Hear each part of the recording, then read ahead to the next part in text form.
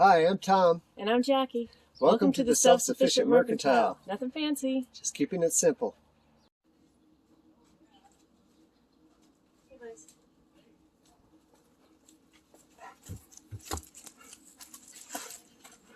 Look at here. Okay, sit. Shake. Good boys. Good boys. Hi everyone, thanks for joining us today. So today what I'm going to talk about is potting up my tomato seedlings into larger pots. So what I'm going to do is I've got some potting soil here. I'll show you what it is. It's Dr. Earth. It's an organic one. Anything organic is, I'm going to say, relatively safe. So if it is, this is OMRI listed also, safe for organic use. So this is the kind of stuff I'd recommend using. So in these potting soils, most of the time you see a lot of wood product. That's not a big deal, but what I like to do, and maybe you can get a closer look at this, I haven't really broken it up yet. You get some bigger chunks in here, so I usually go through and I'll just kind of massage it a little bit, break up these chunks. And you can see there is a little bit of perlite. Those white little rocks there are perlite. I like my potting mix really light and fluffy, and most of the time I haven't found one that's exactly perfect. I used to mix my own. It's a lot more work, and sometimes it's hard to get all the ingredients that I like. So what I generally do now is just buy a pre-made potting mix, and then I add my own perlite to it to loosen it up. So this is just a bag of perlite here, and I'll just get a scoop out.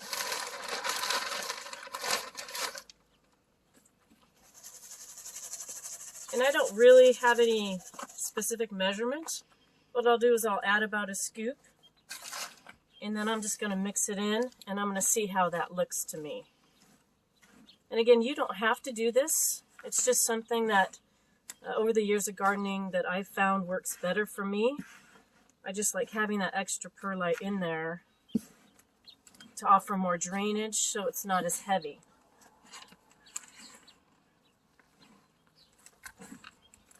So that's looking pretty good. I might add just a little bit more in there. Another thing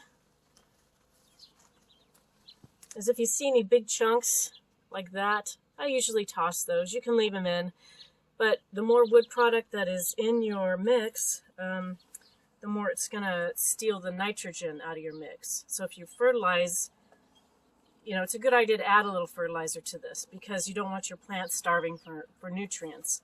So what I'm going to do is in this container, I have some down-to-earth starter mix.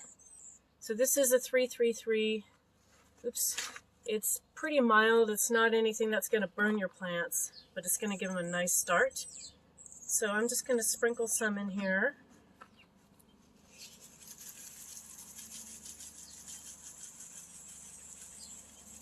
Again, I don't, you know, again, our motto, nothing fancy, keeping it simple. I don't really do any measuring. I just kind of go, yeah, that looks pretty good to me. And then I'm just going to mix this in. And you don't have to worry if you do add some fertilizer. I would probably err on the side of light rather than heavy because you don't want to get too much in there that it's going to burn anything. You're going to put little, you know, seedlings in here that aren't fully grown. And again, you're transplanting them, so they can go through a little bit of a transplant shock. And you don't want to be zapping them with a bunch of nutrients that might harm them. So I think I've got that mixed pretty well. And there are different containers you can use to do this.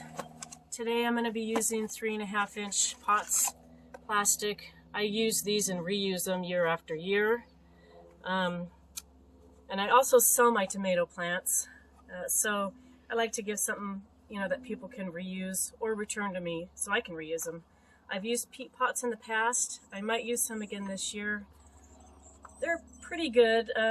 But whenever I transplant them, I don't actually plant the whole pot. I peel away the pot and then just put the soil in the ground. So this is what I do. Just kind of scoop some in there. Give it a good shake. That's about the level you want it. I'll just set that aside. And I'm going to put these into a 10-20 tray. So 18 fit in that tray altogether. What I'm going to do too, once I get them in the tray, is I'm going to water them in. The soil will sink a little bit. And then we'll go over how we're going to do the tomatoes, because we're actually going to plant them a little bit deeper. Tomatoes are one of those crops that form roots all on their stem. So the deeper you plant them, the bigger the root system they're going to have. So anyway, I'm going to finish up here, and I'll catch up with you in just a second. Well, you're a good boy. Yes, you are. You're a good boy. Oh, yes, you're good boys. I know.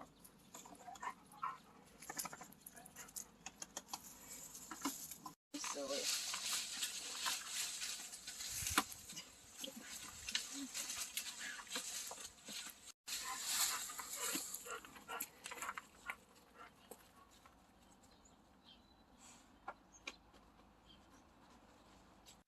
Okay, so now I'm going to water these in.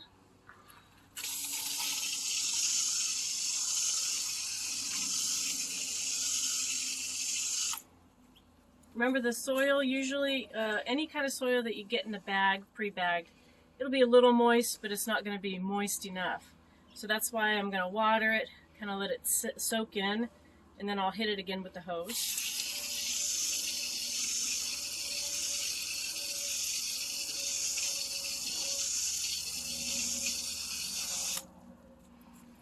So what will happen is the peat moss that's in there is going to puff up, absorb the water. And we'll let this sit probably a couple of minutes before I go ahead and make holes in it, because you want to make sure that all the soil is really moist, and if you poke a hole in it, it's not going to collapse, it's just going to stay open. So anyway, I'm going to set this aside and be back in just a sec. Okay, so now I'm going to poke holes. I've started already, but I'll show you guys kind of how I do it. This is called a dibber. You can find these maybe at nurseries or at our shop if you're local, or online. You can find them. Dibber is the name of it.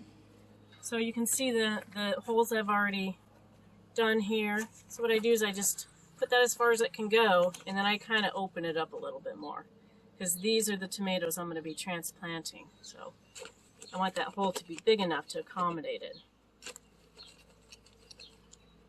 So I've already done those. I've already done the rest of them here. Just kind of wanted to show you how that goes. So now I'm going to take my gloves off for this, because I want to be able to feel the plants as I'm doing it. Okay, so these flats kind of have big holes on the bottom of them. And how I get the seedlings out, you can use your pinky in there and kind of stick it up in there. I've taken a cork and kind of whittled it down, and this will help me just to get it kind of started. Just a little bit, poke it up a little bit, and then from there, what I'll do is if I still need some help getting it out, I'll just find a stick and just use a stick in the bottom, and see that pops it right out for me. Then I can go ahead and grab it and plant it. So this variety I'm going to be doing in this flat is called Lucky Tiger. It's the first year I'm growing it. It's a Baker Creek variety. It's green, kind of interesting color. I love green tomatoes. It's one of my favorites is the green zebra. So I thought, heck, this would be a good one to try this year. So you can see I popped this guy out. You can kind of see some little roots down there on the bottom.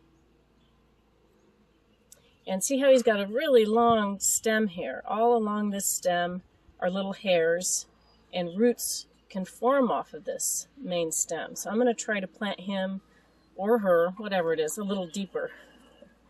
I'm going to come over here to the flat, just pop him in that hole, and kind of poke him down a little bit. And you can see the soil level. I'm going to bring it up quite a bit from what it was originally. And then even later on, when this tomato starts growing, and then we're going to plant it out in the garden, we'll even maybe take off some of those bottom leaves again and plant it even deeper. Because the bigger the root system, the healthier the plant. The more roots there are, the more nutrients the plant can uptake. So I'll just do a couple more of these here to show you. Pop that guy out. Pop them in.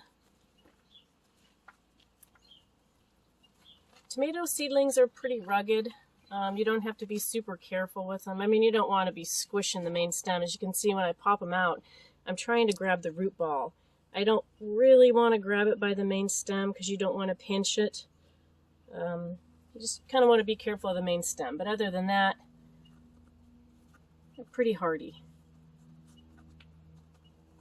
So once I get this whole flat planted, I'm going to make sure I label it. Again, some kind of these are plastic labels. You can get like those wooden craft markers too. And I'm just going to label the whole flat because I know all of these are going to be the same variety. If you break it up, just make sure that you put 2 labels in the flat so you know what you're planting. So once I'm done with this, I'm going to water it in. I'm going to be kind of gentle on the stream of water. I don't want them to bend over or anything. I'll do that a couple of times because I want to eliminate any air pockets that are around the root ball. And then once I get that done, we'll be back and I'll show you where I'm going to put these to keep them warm and to get natural sunlight.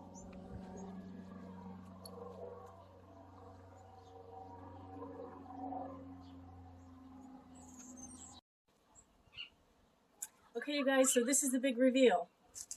This little greenhouse here is where I'm going to put these tomatoes. Now this one we've bought probably about 3 years ago. This is going to be the 3rd season for this. I think it's great.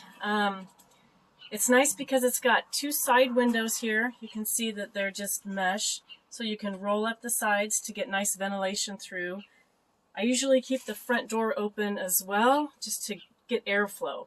Because what a lot of people don't realize about a greenhouse is it really gets hot in these.